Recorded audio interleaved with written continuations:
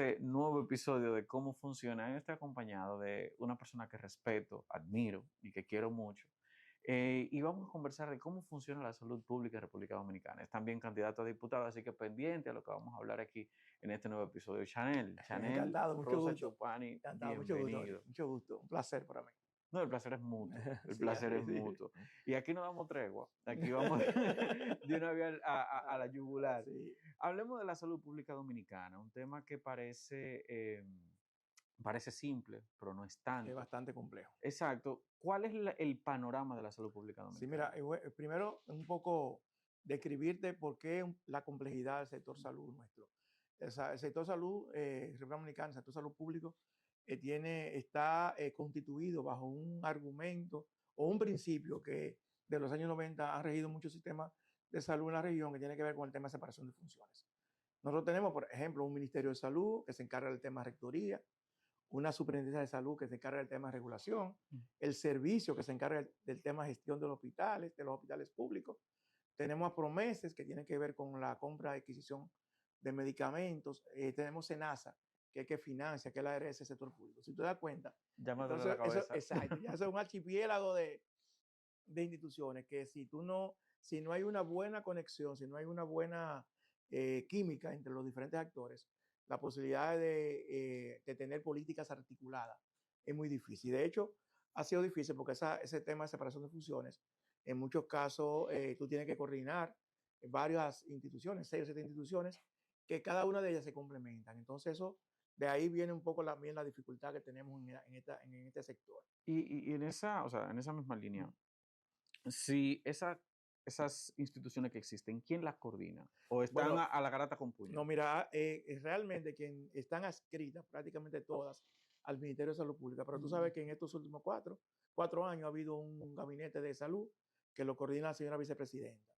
Institucionalmente le corresponde la coordinación al Ministerio de Salud Pública. Entonces tenemos ahí una especie de dualidad, pero la vicepresidenta que ha estado coordinando, excepto un año y pico que tuvo fuera de esa coordinación, la ha retomado en estos tiempos. Entonces, ese es un tema. El otro tema es el tema del financiamiento, que es Okay. que nosotros tenemos un financiamiento que es poco. Nosotros somos los países que menos invierten en salud en la región. Apenas invertimos un 2 y tanto por ciento del Producto Bruto Interno, cuando la OMS recomienda de un 4 o un 6% en el sector salud. Y además de eso gastamos mal, porque nosotros tenemos muchas ineficiencias en el sector. Entonces, todo ese tipo de cosas. Yo siempre he dicho, tenemos por ejemplo, el sector salud tiene que lidiar con 10 o 12 gremios de salud, el colegio médico, las enfermeras, bioanalistas, psicólogos. O sea, como te decía, un chip a los intereses de instituciones que un poco dificultan o acomplejiza, vamos a decir, la gestión del sector salud. Entonces, te requiere muchas habilidades para que no se te vaya a desbordar las cosas. Y hablando de los médicos y el sector salud pública, que es el Sí. que nos atañe en este caso, los médicos ciertamente se quejan del salario, se quejan de las Sí. condiciones.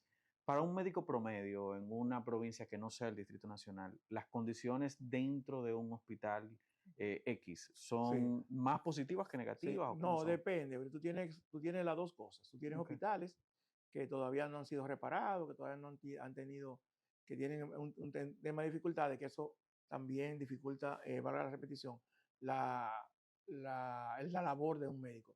Hay hospitales nuevos que han sido reparados en el pasado gobierno y otros que se concluyeron en este gobierno, que un poco eso facilita un poco más la atención que el médico debe dar a los pacientes, pero no todo es equipamiento, no todo es infraestructura. También tiene que asegurar el tema que haya medicamentos, que haya material gastable. En estos últimos años, el Colegio Médico ha denunciado la falta de medicamentos y material gastable en muchos hospitales y eso hace también difícil el trabajo de respuesta. Y te lo voy a sintetizar en un indicador, Okay. que es quizás unos indicadores, o sin quizás, uno de los principales indicadores que se mide la calidad del sector público de salud y privado en sentido general, que es el indicador de mortalidad materna. El año pasado nosotros tuvimos un crecimiento de nuevo importante, un incremento importante en la mortalidad materna y eso no se corresponde con un país como el nuestro que tiene un crecimiento importante y tenemos también una mortalidad infantil bastante alta. Entonces, esos indicadores, a pesar de los esfuerzos que se hacen, en el año 2019 nosotros nos correspondió y Afortunadamente hubo la más importante reducción de mortalidad materna en los últimos 15 años, pero luego vino la pandemia y ahí lógicamente hubo un aumento, sobre todo en los años 21, 22, en gran parte de la región, 2021. Pero el año pasado y el año 23 uno esperaba que en el país ya volviéramos a niveles normales, vamos a decir normales, que no son normales, sino normales de lo que han sido De lo que ha sido históricamente en históricamente, nuestro país, pues, pero sin embargo hubo un aumento importante y luego rebasamos ya la razón de mortalidad materna, que es el indicador que se mide, por encima de 100 muertes por cada 100.000 nacidos vivos. ok, porque existe un criterio con respecto a este indicador Sí, específicamente, que muchas de esas muertes maternas sí, vienen de sí, extranjeras que así son es, sí, atendidas en algunos sí, hospitales sí, públicos. mira, sí, así es. Mira, a ver qué interesante esta pregunta que tú haces, porque yo, y el año pasado yo creo que fue que se evidenció más esa posición que nosotros hemos tenido siempre. Tú tienes, cuando hablamos de mujeres extranjeras, realmente hablamos de haitianas, que son la mayoría, población haitiana que van a los hospitales públicos. Tú tienes dos tipos de parturientas haitianas. Tú tienes las que vienen de Haití, que vienen, generalmente no vienen con un chequeo prenatal, no tienen un cuidado adecuado, por lo tanto la vulnerabilidad de esa población es bastante alta. Ahora, hay una parte de esa población que vive aquí. En un estudio que se hizo hace algunos años, se demostró que esa población de mujeres extranjeras tenían en promedio 4 chequeos prenatales, o sea, que iban Aquí, aquí en el país, porque viven aquí.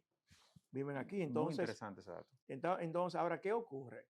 El año pasado, supuestamente la frontera estuvo cerrada una parte del tiempo. Sin embargo, fue el año donde más partos de mujeres haitianas ocurrió en el país. Eso te da un indicador que muchas de ellas están aquí.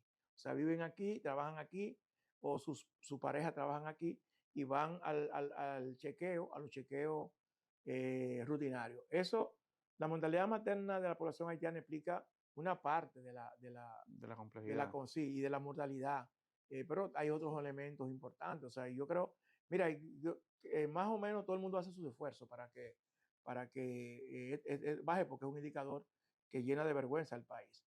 Pero hay muchos otros indicadores. Yo siempre decía que el principal indicador que explicaba un poco la mortalidad materna era también la pobreza. O sea, y la forma en que abordamos desde el sector público la mortalidad materna o la atención en sentido general.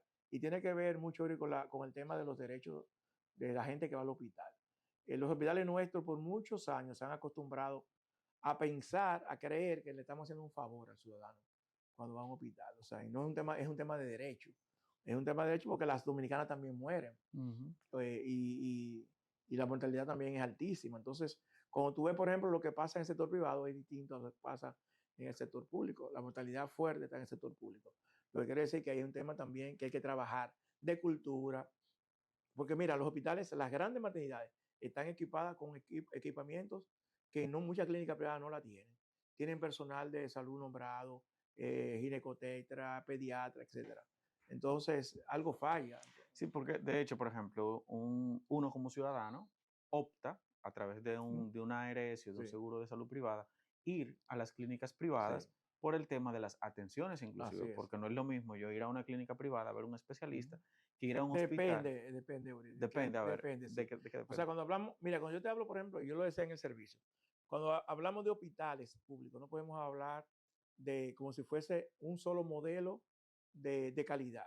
Tú te vas a encontrar con hospitales como el Reinaldo Almanza, el Hugo Mendoza, que son hospitales que tienen una alta calidad, porque tradicionalmente hay una cultura de calidad. Tú te vas a encontrar con otros hospitales que no tienen esa misma cultura. Igualmente pasa con clínica privada. Y yo te voy a contar lo que a mí me ocurrió hace 2 semanas. Estábamos trabajando en el equipo político y una persona del equipo se sintió mal, era alrededor de las 9 de la noche, y yo fui a una clínica, lo puse incluso en Twitter, y cuando yo voy, efectivamente tenía la presión alta, y la doctora le indicó una pastilla para tomar, eso es que no había agua. Entonces, cuando yo pregunto cómo se va a tomar, no, vaya al colmado y cómprala. Y esa era En, una clínica privada. en una clínica que En vaya a un una clínica, colmado, ni sí, siquiera tenía una así cafetería es. No, adentro, no. Bueno, estaba cerrada esa hora, pero no solamente que tenga una cafetería, que tú tienes que tener agua en emergencia, porque, eh, eh, hasta para lavar una herida. pero claro, exactamente. Entonces, te digo, así hay también muchas clínicas privadas que quizás no obedecen a esos criterios de calidad que nosotros tenemos. Y hay otra confusión, porque nosotros a veces confundimos confort con calidad. O sea, tú vas a un lugar, tiene aire, tiene una buena, una cama privada, qué sé yo cuánto.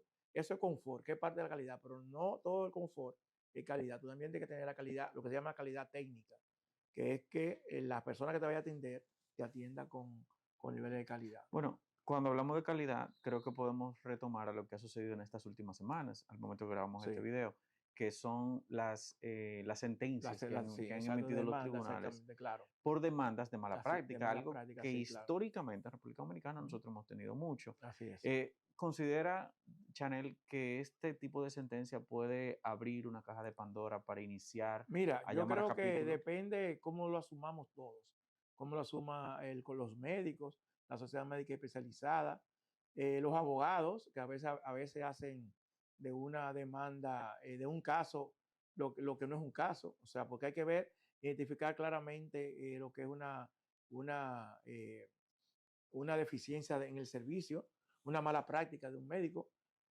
porque a veces la gente fallece y no es por mala práctica, o sea, o hay problemas y no tiene que ver necesariamente con mala práctica. Entonces, yo digo, mira, lo que el Colegio Dominicano y la sociedad especializada deben hacer es velar por que se cumplan los debidos procesos a nivel judicial. El hecho de que no, la gente tiene derecho a judicializar esos tipos de procesos aquí y en cualquier parte del mundo. Entonces, Okay. lo que es importante es que cuando lleguen a los tribunales, que van a ser juzgados por gente que no tiene el expertise en el tema, haya un debido respeto a los procesos, pero lógicamente el ciudadano tiene la necesidad y el derecho, vamos a decir, de demandar en cualquier momento, o sea, como ocurre en cualquier otra Sí, situación. porque aquí se ha dado mucho el caso y saliendo un poquito de la estructura Sí, del sistema de sí. salud, yéndonos mal a la estructura de las aseguradoras. Sí, Aquí ha sucedido mucho que personas llegan a centros de salud, por no claro. especificar público Sí, o sí, sí. privado, y que no los atienden a pesar de que tengan un seguro que pagan de manera mensual. Sí. ¿Esto se debe a algún tipo de deficiencia en la ley, algún No, tipo de tiene que haber deficiencia en lo deficiencia operativo? operativa. Bueno, muchas cosas. Mira, a mí me pasó una vez. Yo tuve una crisis hipertensiva y fui a un centro de salud privado. Y ya cuando yo veo que pasa media hora y nadie me atiende, me paré y me fui con mi presión alterada, me fui a otro centro de salud. A veces tiene que ver mucho con la gestión. A veces hay emergencias que se congestionan, por alguna, se desbordan por la demanda que tienen y tiene que ver mucho con ese tema. A veces una clínica no coge el seguro que tú tienes, sino que no te atienden o te atienden directamente. O sea, hay muchas razones que explican eso. Pero en la mayoría de los casos tiene también, como te decía, que ver con el tema de la eficiencia en la atención del Ok. servicio. Y hay un tema que nosotros casi no lo mencionamos aquí en estos temas. Hay una oficina, que es la Dirección de Defensa y Orientación de los Afiliados, la DIDA, Ujú. que su función fundamental es esa.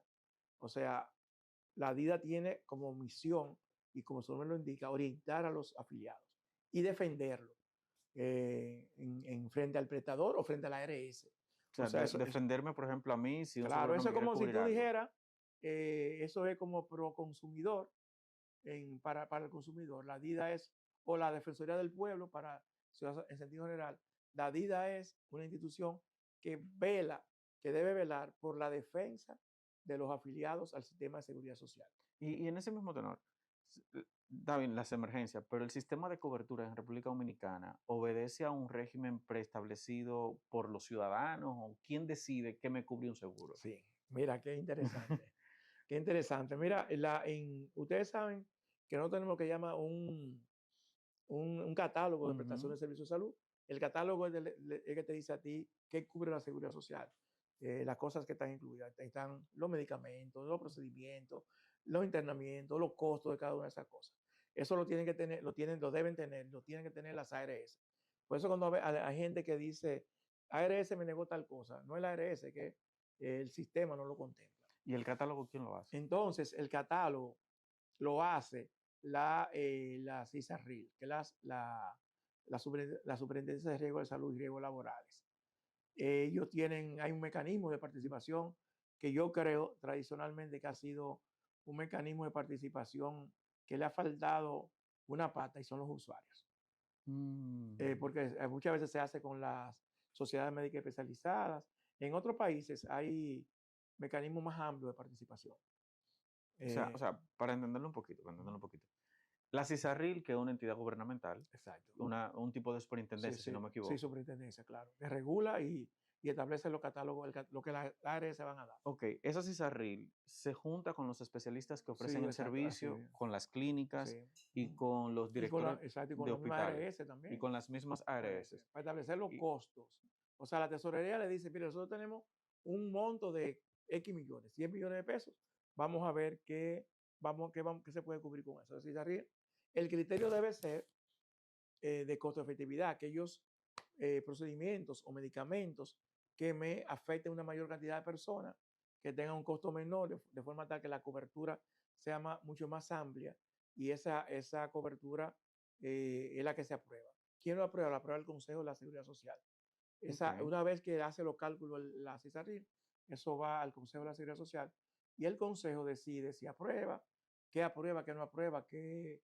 No, pero yo quisiera saber, y aquí está viendo este video también, que usted me comente si alguna vez le han preguntado qué le cubre el seguro. Porque, por ejemplo, yo he conocido casos de enfermedades de alto costo Sí, o de que a una persona se le acaba la prima del seguro, por sí, ponerle un sí, nombre, sí. y que le deja de cubrir. Y, Sí, no, claro. y unas familias se ven con situaciones económicas bien complicadas, sencillamente porque un grupo dice, no, nada más nosotros marcamos esto. Pero y la realidad es que estamos viviendo. O Así sea, es. Mira, Ebre, qué buena. Hoy hubo, en el momento que nosotros estamos grabando este programa, se produjo un acto en la Universidad mm, Autónoma de Santo Domingo a propósito de un encuentro del señor presidente con los centrales sindicales. Yo estuve revisando el acuerdo, que es un poco, mucha poesía, pero de que mucha sí, poesía política. sí, poesía. No, que yo soy un fan de la poesía, no es que, pero lo que pasa es que esto es más que enunciados, vamos a decir, más que poesía, enunciados. Entonces, nosotros tenemos un tema, que es una crisis de representación, y yo lo vengo diciendo hace muchos años, de los afiliados. ¿Quiénes teóricamente representan los afiliados al interior del Consejo de la Seguridad Social? Las centrales sindicales. Yo no conozco Entonces tú, yo no conozco exacto, ninguna. entonces esos son tus representantes y los míos. Entonces, finalmente tú tienes un mecanismo bastante, vamos a decir, complicado y a veces hasta perverso de aprobación de ese tipo de cosas. El, el presidente anunció no, la necesidad de que se discuta una reforma en el próximo Congreso de la Ley de Seguridad Social. Yo creo que va a ser un tema interesantísimo.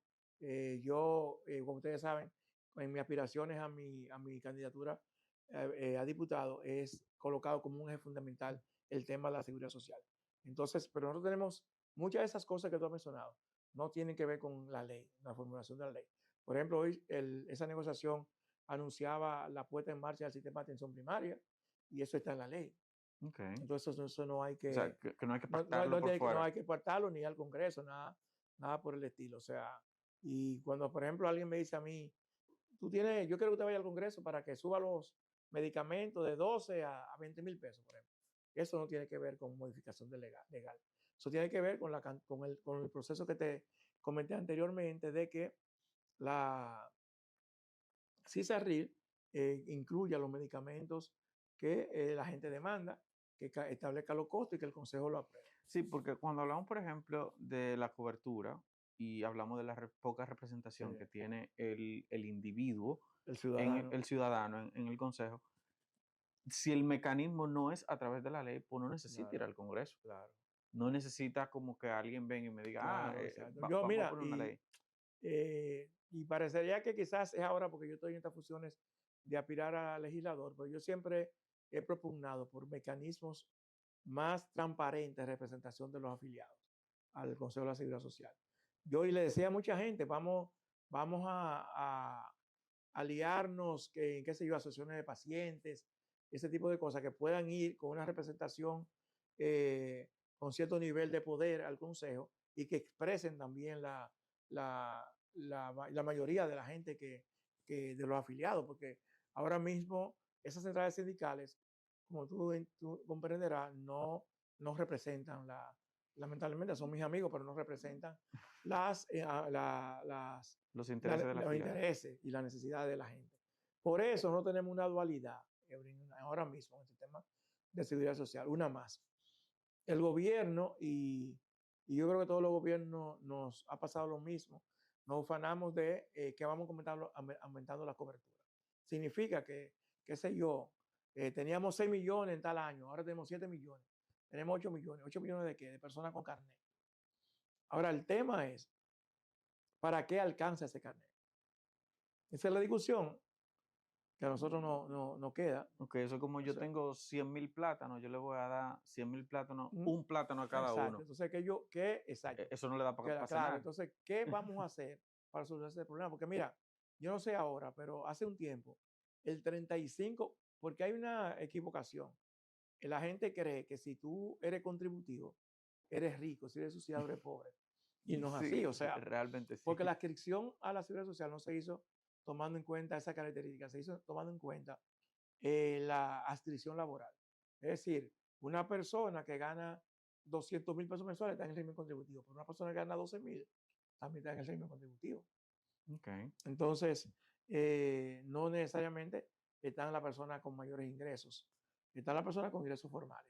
Entonces, hace varios años, no sé cómo estará ocurriendo ahora, el 35%, de los afiliados al régimen contributivo, ahí van a hospitales públicos. ¿Por qué iban a hospitales públicos? La primera razón es que no tenían para pagar el copago. Y yo te digo a ti, si yo en una comunidad distante o aquí mismo en la capital, en Santiago, un hospital trajo un tomógrafo y me hace esa tomografía sin un costo adicional, un tomógrafo nuevo, y si yo voy a otro centro y tengo que pagar 5 o 6 mil pesos por una tomografía de copago, ¿qué yo hago? Me voy al Me hospital, voy al hospital, me claro. voy al hospital. Entonces, la principal razón es esa, o sea. Pero, ¿y eso del copago por qué se da? Porque es una de las quejas mayores de los usuarios, como, ok, yo voy a una consulta, el seguro me Sí, cubre, se supone que yo pago un seguro para que me claro, cubra, sí, pero igual tengo que pagar 2.000 pesos. sí, Me hago un estudio y así igual es. tengo que pagar 10.000, 15.000 pesos aparte. Mira, aquí se ha desvirtuado todo el tema del copago, porque se supone que uno de los avances de esta ley era disminuir, casi eliminar los copagos. Tiene que ver mucho con una situación que te voy a mencionar, es la ausencia de atención primaria. Y Mm, paso a explicar. ¿Cómo funcionan los sistemas de seguridad social en el mundo? Y nosotros somos una excepción. Yo tengo un dolor de cabeza, yo voy a un centro de atención primaria que queda cerca de mi trabajo o cerca de mi casa. Ahí me va a evaluar un médico familiar y ese médico me va a hacer los estudios y va a decir, mire, usted lo que tiene es una cefalea, un dolor de cabeza por problemas de la vista, por ejemplo. O sea, vaya a un oftalmólogo, que usted no tiene ningún problema. O usted tiene un problema que requiere que un neurocirujano, un neurólogo lo examine. Entonces, ¿qué hacemos nosotros en este momento? A mí me duele la cabeza y yo voy de un neurólogo. porque yo creo y porque yo pienso que eso es No, lo porque mejor. no hay el primer nivel de atención. Ok. Entonces yo voy y tengo que buscar 6,000 pesos de copago. Sin embargo, el primer nivel de atención, el copago originalmente estableció como 100 pesos. Es de 100 pesos de copago. 100 pesos. Sí, eso es lo que estaba Eso era establecido. lo que Claro, establecía. sí, se establecía originalmente 100, 200 pesos, pero además que tú te ibas con medicamentos, si eran gratis, si eran hipertensos, diabéticos. Y Oh, lógicamente el hecho de que nosotros hayamos tenido tantos años sin aplicar la atención primaria dificulta todo y ha provocado eso que tú señalas, que, que se hace inviable para muchas familias que van a hospitales, a clínica privada. Y yo yo he visto secretarias de médicos que dicen, mire, el copago es esto, su seguro cubre esto. Yo le sugiero que vaya al Mocoso Puey a hacerse ese estudio porque aquí no hay pues aquí no posibilidades. hay. Y eso, o sea, ¿y cómo se podría solucionar esto? Porque Sí, como sí, futuro sí, sí, claro, legislador, sí. Yo creo que qué tiene que ver con existe? el tema Exacto. de atención primaria. Tiene que ver básicamente con el establecimiento de atención primaria. Y nosotros, y yo estoy convencido y apadrino eso. Si aquí hay una reforma fiscal, en caso yo estoy en el Congreso, aquí hay que buscar recursos para el sector salud. Eso debe ser 1A. El sector salud pero para gastarlo con eficiencia, no para que pase, que después que se convierta solamente en aumento de sueldo, de salario, sin ningún impacto. Nosotros hemos tenido una experiencia relativamente negativa con el 4% de educación y es que no hemos mejorado la calidad 10 años después. Entonces, salud no puede ser, No, no puede trillar ese camino. porque también se da el caso, y qué bueno que toque esa tecla, de que, ok, vamos a subir el presupuesto de salud, pero yo sé de hospitales que tienen 50 personal de limpieza, inscrito en personal de Eso te de hablo, limpieza, cuando te hablo de calidad del gasto, me refiero, entre otras cosas, a eso. a eso, y eso es posible romperlo, porque Sí, mira, es hablemos el sobre más la base de la fácil. realidad, ¿cómo se Es el rompe más eso? fácil, quizás es el más fácil. Pues es un tema de voluntad política. Lo más difícil es cuando tú tienes, mira, te lo voy a hacer con un ejemplo, algo que me pasó a mí, siendo director de servicio. En San Pedro de Macorís, el hospital Jaime Oliver el hospital Musa de San Pedro de Macorís, que tiene un hospital regional, tiene una gran demanda, me dijeron que hacían falta neonatólogos. Yo nombro, creo que 5 neonatólogos. Por error, por error, se fueron la designación al hospital Jaime Oliver Pino, que queda a 3 cuadras del hospital. Digo, no, vamos a correr ese error porque ahí no se necesitan. O sea, ese hospital tiene 20 partos a la semana, al mes. Entonces, ¿dónde están?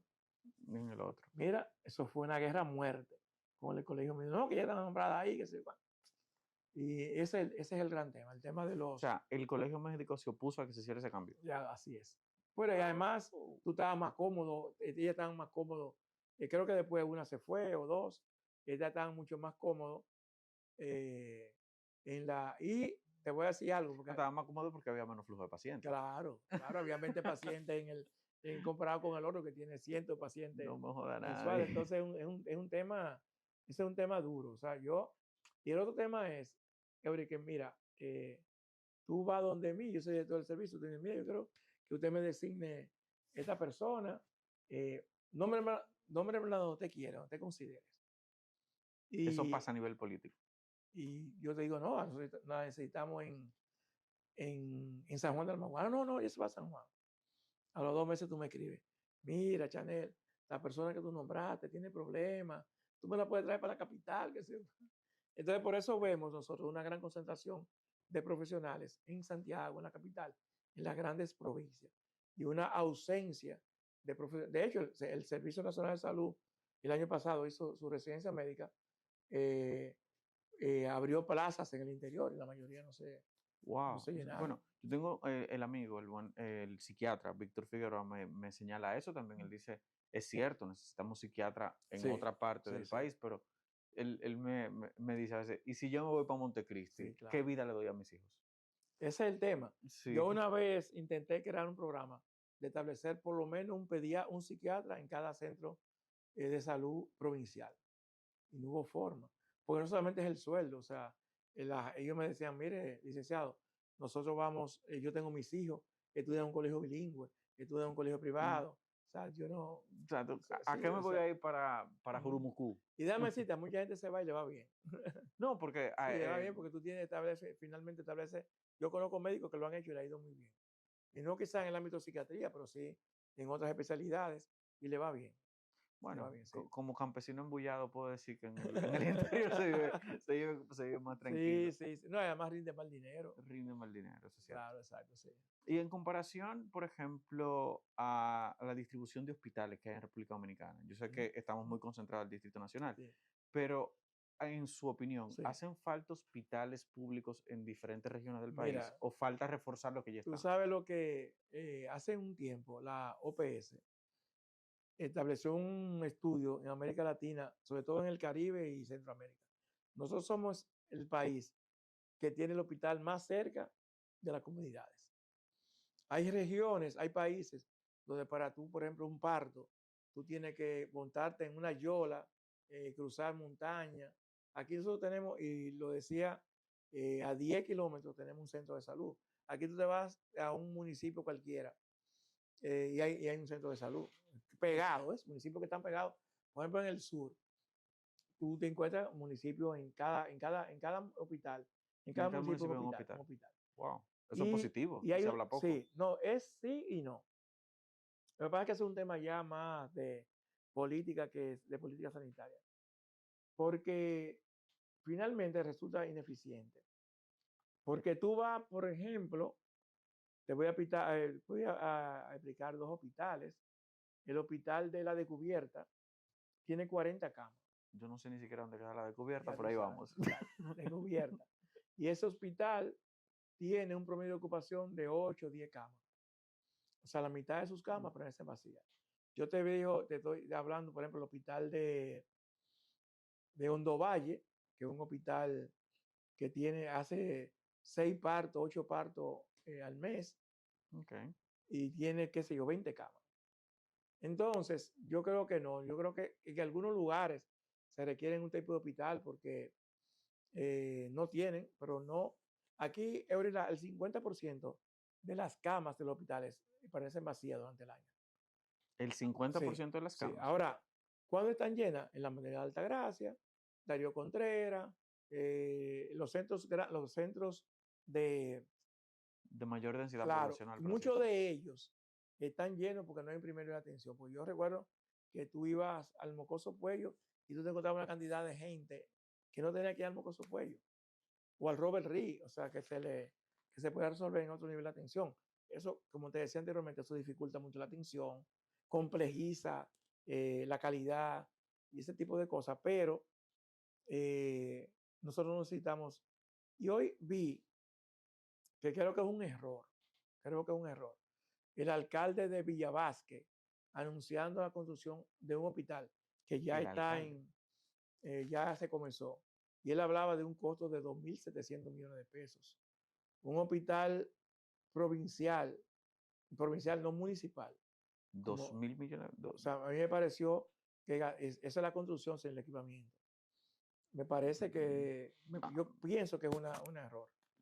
Tiene que haber algún cero de más ahí. Creo que es un error Porque, porque tú no puedes invertir 2.700 millones de pesos en un hospital que tiene, qué sé yo, 35, 40 camas. O sea, no, y que aparte, si hablamos, por ejemplo, de un proyecto que hizo esta misma gestión en el sur, que era la sí, ciudad sanitaria de la zona sur, en Asua, si no me equivoco, estamos hablando que la inversión ronda similar. Entonces, si sí, hablamos de claro. una inversión de una ciudad sanitaria con Mira, 3 ese es otro hospitales, o tema. sea, Ese es otro tema. Mira, el gobierno anunció 5 ciudades sanitarias en diferentes partes del país. No es que esté mal, pero bueno, sí está mal en el sentido de que tú vas a esa ciudad sanitaria, en San Juan de la Maguana, por ejemplo, ¿y qué personal tú vas a tener para atender esas complejidades? es importante saberlo. En San Juan de la Maguana hay una unidad de cuidado intensivo en el hospital Arando Cabral. Y a mí se me hizo imposible conseguir intensivistas que fueran de aquí a San Juan 2 veces a la semana. Bueno, son 5 horas de viaje. Sí, no, está bien, pero Ah, tú ibas a recibir una buena. No, y que no se van, porque aquí un médico de esa categoría te ganas muchos recursos en el sector privado. Entonces, yo recuerdo cuando el señor presidente llegó al poder, él fue nunca se me olvida, fue a Pedernales y se quejó de que la persona que en ese momento tenían COVID, tenía que ser, cuando se agravaban, tenía que ser trasladada a Barahona porque allá no había forma de abordar ese tipo de complejidad. Y recuerdo que él llamó al doctor Mario Lama, no sé qué le diría, pero no se puede. Porque yo te monto el equipo en San Juan. no, en Pedernales. Okay. ¿Para quién te lo va? ¿Quién lo opera? ¿Quién lo opera? Se llena de polvo y O de sea, tela de que tú, araña. tú no tienes un médico con ese nivel de complejidad, ni siquiera una enfermera con ese nivel de complejidad que te pueda hacer ese trabajo. Ni siquiera casi en Wow. Barahona. Barahona había uno. Bueno, O sea, entonces tú comenzaste hablando de los problemas del sector salud y hemos ido desglosando todo el tema de indicadores, de financiamiento, de la complejidad de la configuración institucional. Hemos ido hablando de la concentración de los recursos en las grandes ciudades, sobre todo Santiago, Santo Domingo, San Francisco, y esto tiene más o menos un panorama de lo que está pasando en el sector público, igual que la seguridad social, que son las exclusiones que tenemos en ese sistema. Sí, y una última pregunta ahí para cerrar. ¿Cuáles propuestas tiene Chanel para el Congreso? Pero no lo puedo dejar ir Sí, sin decirme no, propuestas. pero ¿cómo que para cerrar? No, mire, yo aspiro a diputado por la circunscripción 1 del Distrito Nacional. Estoy en la boleta del Partido de la Liberación Dominicana, en la casilla 6. Bueno, para los que no me conocen, mi nombre es Chanel Rosa y he estado trabajando y vinculado al sector salud durante muchos años. En el sector salud, el próximo cuatrienio se van a discutir muchos temas importantes, como por ejemplo la modificación de la ley de seguridad social, la ley de salud. Nosotros estamos proponiendo un fondo de enfermedades catastróficas que ahora mismo no tenemos. Tenemos un programa, pero no hay un fondo que dé respuesta a la mayoría de demandas de atención primaria, de enfermedades de alto costo. Estamos proponiendo un tema interesantísimo, que es una ley de cuidado. En nuestro país no hay una ley o un sistema de cuidado que atienda a darle la mano al apoyo a quienes en su casa, en sus hogares, hacen el trabajo de cuidador. Nosotros tenemos cantidad de personas, iba a decir pilas. No, ya se le pega a uno el lenguaje. Cantidad de personas que tienen que quedarse en el hogar. 74% de esas personas son mujeres para atender a alguien que tiene una discapacidad severa, que tiene una enfermedad o que tiene una edad avanzada. Esa persona sale al mercado laboral. Esa persona está sometida a un estrés físico y psicológico. Sin embargo, el Estado le ha dado la espalda a ese tipo de... hay muchos países.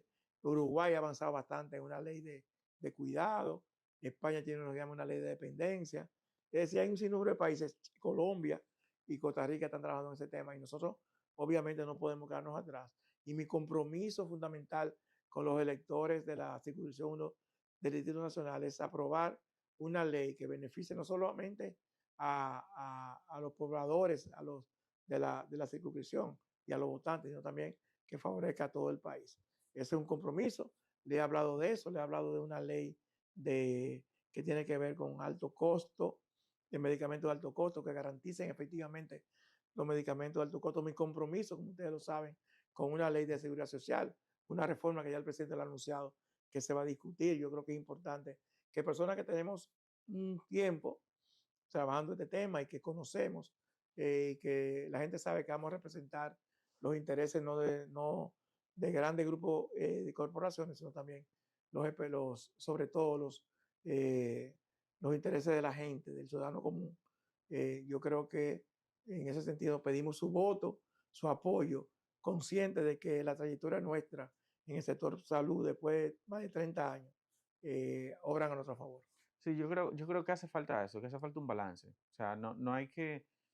Yo creo que nosotros como país en los últimos 30 años hemos dado demasiado poder a grupos a Sí, medida que va claro. avanzando el tiempo. Así es. Y Así hace es. falta un balance. Hace Y, falta y corremos el riesgo, justamente No, te tranquilo. interrumpe, que haya una ausencia de contrapeso en el poder, en caso de que el actual gobierno se quede, porque tú tienes, ya estamos hablando, además de los temas que hemos hablado, nosotros tenemos una discusión por una reforma fiscal, tenemos una discusión incluso de una modificación de la Constitución, ley de agua, o sea, son un sinnúmero de El Código aspectos. Penal que Código penal, todavía está en palestra. exacto. Y hay una ley que yo la sometió, mira, el candidato, el senador actual Santo Domingo, el Antonio candidato Taveras. Antonio Tavera, que tiene que ver, que es un tema para mí fundamental, y tiene que ver con regular el conflicto de intereses de los empleados públicos, de los funcionarios públicos. Eso es importantísimo. Eso es importantísimo, eso es clave. Eso es importantísimo. Porque como tú vienes a ver,